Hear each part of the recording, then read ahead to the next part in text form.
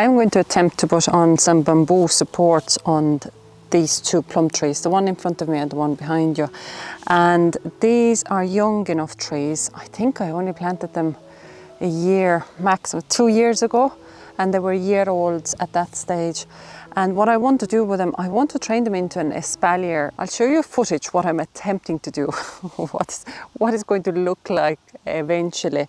And I know last year I did put the bamboo support on it as well, but the tractor lawnmower kept driving past these trees obviously all the time, and every time it sort of got knocked a bit and a bit and a bit. So eventually there is obviously no bamboo supports left on it, and the others that were here, they just got broken.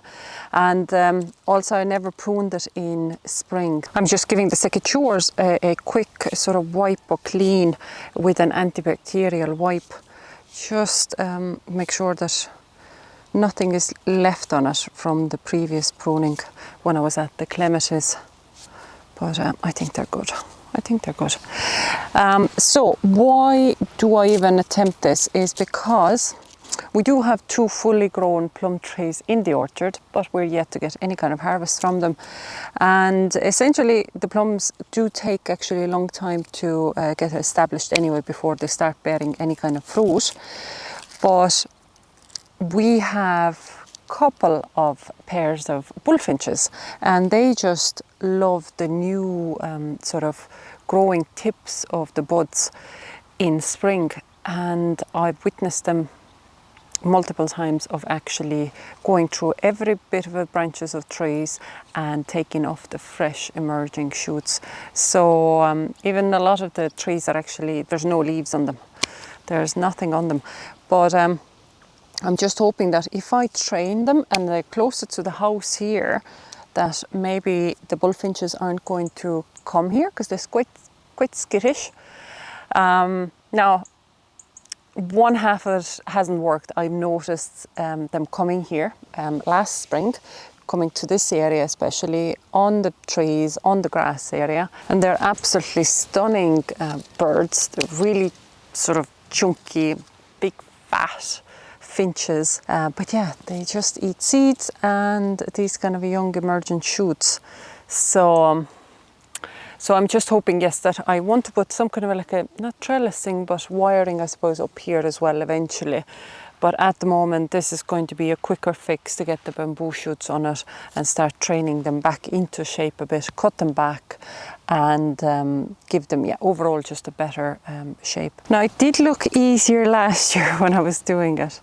And I'm thinking it was because it was clearer. It was clearer which branches I had to sort of bend down a bit and tie in. And now there's so much new growth. Yeah, I'm a little bit bamboozled, but I'll definitely still get them tied on, get them shaped, because the leaves themselves, they don't look as healthy either in here at the moment. There's a lot of aphids on the tips of the leaves here as well, and I'm not stressed about that. It's a tree that's in the middle of grassland, so any kind of pest is going to come and attack it. I'll try to attack it. Yeah, I'm going to take this one off. And that's why I really love the fruit tree guilds, is because they give so many other companions to the fruit trees. Now, I have no training in this. This is literally my own attempt of doing this. Oh, I actually see a tiny plum on the tree as well. How did I not notice it before? Jeez, that's lucky that I didn't knock it off. Right, okay, so you're coming from there, so I can't cut that branch off. Okay. Doing something like that can feel quite daunting, but whenever I'm faced with a job or any kind of like homesteading job and I'm not sure if I'm doing it correctly or not, I still want to do it and learn from it, either from the failure of that, the job's outcome, or the success of it. And what sort of encourages me personally, I suppose, I just would think of my grandmother, who was an amazing homesteader. And obviously she was born well before Google and YouTube, and she learned by reading mostly and doing it. Then obviously doing it, yeah, just practicing it. So I think this one, I'm just so careful. I really don't want to knock off this one plum that's on the tree, and the branch is just there. What I'm sort of thinking of putting the bamboo shut just to keep the lining straight, because yeah, as I said, I do want to have a like a cable system, a wire system with bigger posts running here one day. But this one, okay, maybe I'll attach this first. So yeah, I'm just trying to be really careful.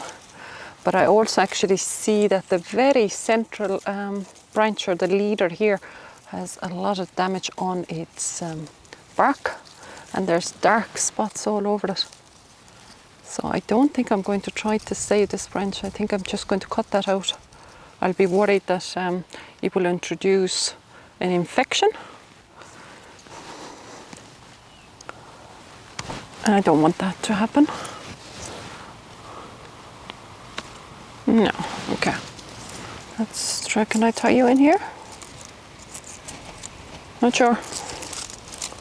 Yeah, I think I can, and then this can try and...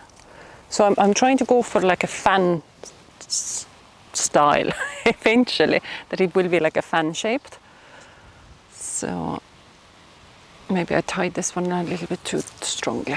I'll continue with this, and otherwise I just want to do like a real proper clean or tidy in the kitchen garden today, probably even tomorrow. I'm not sure. We have football season is starting up, like the soccer season, soccer trainings. So we have that now today as well, and so I don't have that much time in the garden.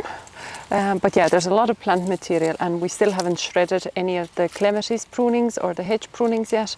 So again, if I can just add to those, if I can just keep adding to that amount of foliage that needs to be all shredded, I think it will be just easier afterwards. No, I'll tie this here, and I'll just continue with this. If I can get this done, I'll be happy. Yeah. So this doesn't look too bad now. It actually starts to resemble a bit of a fan shape.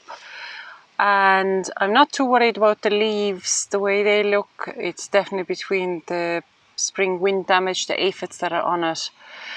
But I am worried about that one branch that I removed that was right in the very, very center. And the reason I removed it is because the bark of it was peeling a little bit. So that is the reason why I removed it, is because I could see the bark split, and that could have been damage from between the branches rubbing against the canes, let's say, during the winter, or just a damage when, let's say, the lawnmower drove into the canes. But my main concern is actually seeing that black dot in there. And I've had to look at the other Plum's branch work a little bit closer now as well, and I also see a branch there that needs to be definitely removed. You see it also has a damage to the bark there, and that's all peeled, and I'm just worried this is canker, and it's the canker on the other tree as well. So, because the tip of the branch looks exactly the same as it did on the other tree, and I've seen canker spread on crabapple trees before in here. So if that's the case, now I'm going to just remove this at the moment. I'm going to cut that back, and I'll be able to then horizontally train this branch in. But if this also has a black spot all the way to this junction, then every bit of this branch actually should be taken back. But at the end of the day, if that's overall the case, I might actually end up taking up those trees, because it's not going to be worth the effort and time. to be training them, especially when they're still such young trees. Right, let's see what's there.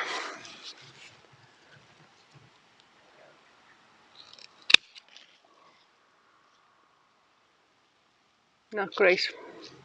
Now you see there the black spots. I'll just take the other branch all the way to the trunk as well.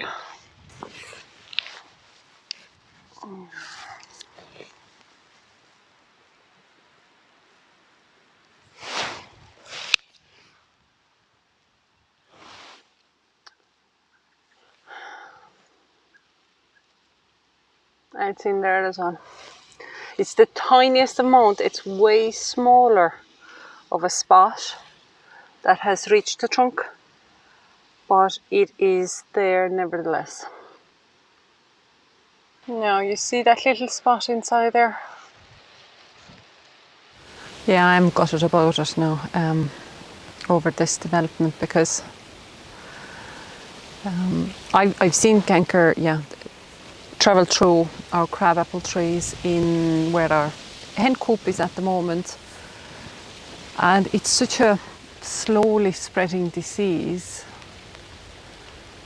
and it can obviously affect other trees around the affected tree as well.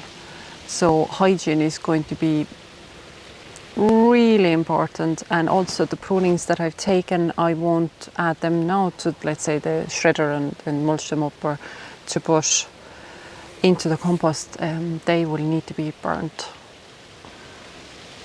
I have another plum tree in the middle between the two of them, which is a different variety, so that's opal, and that doesn't show any signs of it on the branches. The leaf, like there's no branch dieback.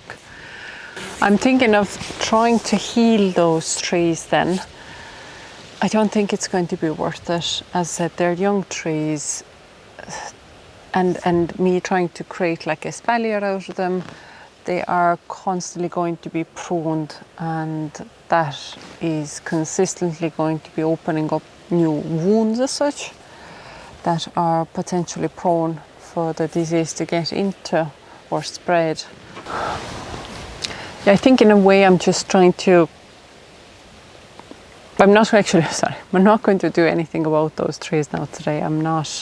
I've shaped one of them. I'm happy with the shape of it.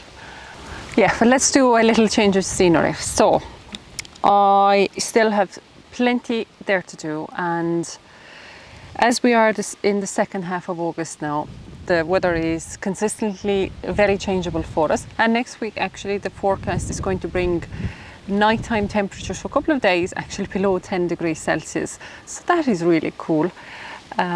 So there's a lot of plants that will start pulling back their energy from growing at that level. And I have still the black nets out for birds, for butterflies, the cabbage white butterflies. I want to remove them. They're spent sort of foliage there, anything, and weeding. There's a lot of weeding. I'll see if I can get hedging done. Not hedging, edging for the grass here next to the pumpkin patch. If the grass now dries, because it was raining this morning again, if the grass dries, I'll get the grass cut. Just two things really what I can do. Greenhouse, there's more foliage, the brown mold, grain mold, and the blight foliage to be removed. More tomatoes probably needs to be harvested because they start getting ripe quite quickly now. Yeah, I'll do what I can do, and trying to take my mind off those trees. As I said, things happen for a reason. I do believe that, so it is what it is. I just got it. I wasn't prepared for that today, because I was really starting to even look forward to getting plums, knowing that the plants are getting older, that I'll get some plums. I love plums, and still haven't had any. And that one tree now that I finished has that one baby plum on it. The silver lining. Yes, Spuds, You're ready to play. You're always ready to play. You're the bestest boy. I see the ball. I see it. Go on, I'll play with you.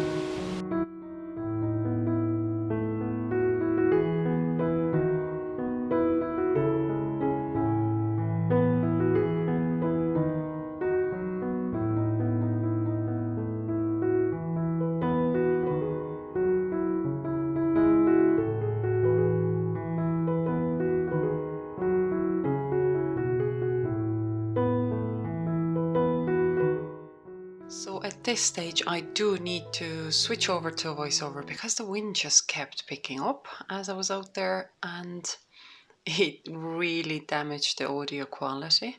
So I do apologize for that. I just wanted to leave that plum trees area alone. I went over to the pumpkin patch where I have some of the winter squashes and the courgettes or zucchinis growing, because there's so much powdery mildew on the older leaves of the courgette plants, and I wanted to remove as many as possible.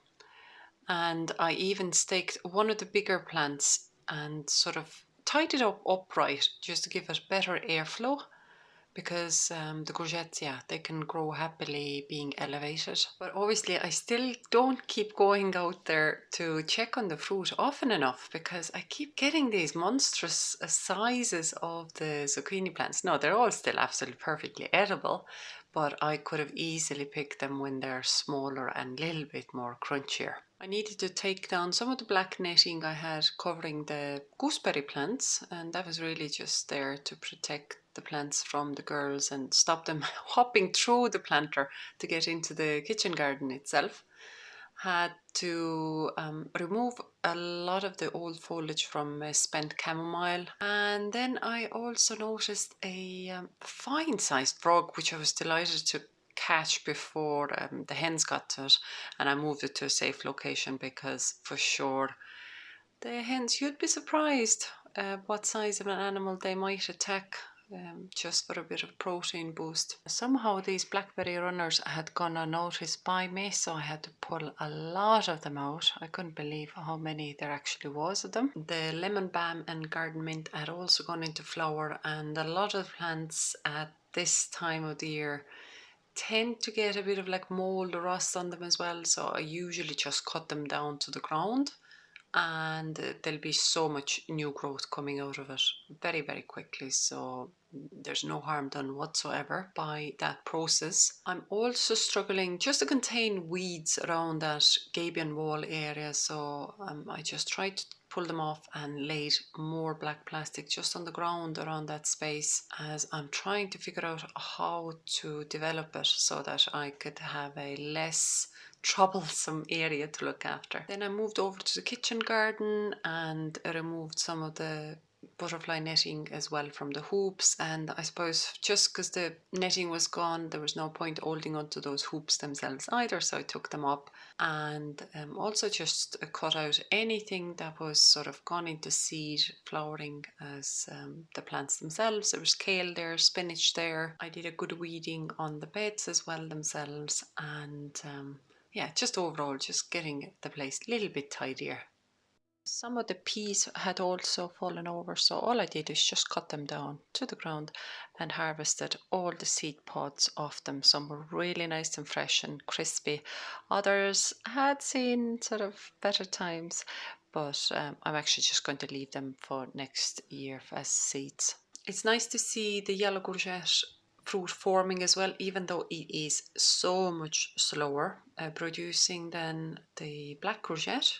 But I suppose it is just maybe that it needs warmer environment, and this summer has been very cool for us. So overall, happy with the outcome of the day, even though it started off with a bit of a disappointment, but I still got some of the jobs ticked off the list. Now, I never made it to the greenhouse to tidy up inside there, but I definitely have to seriously consider picking those apples because the wasps are really finding those fruit now. So any day now, I do have to collect those as well. Otherwise, thanks a million for joining me today, and until next time.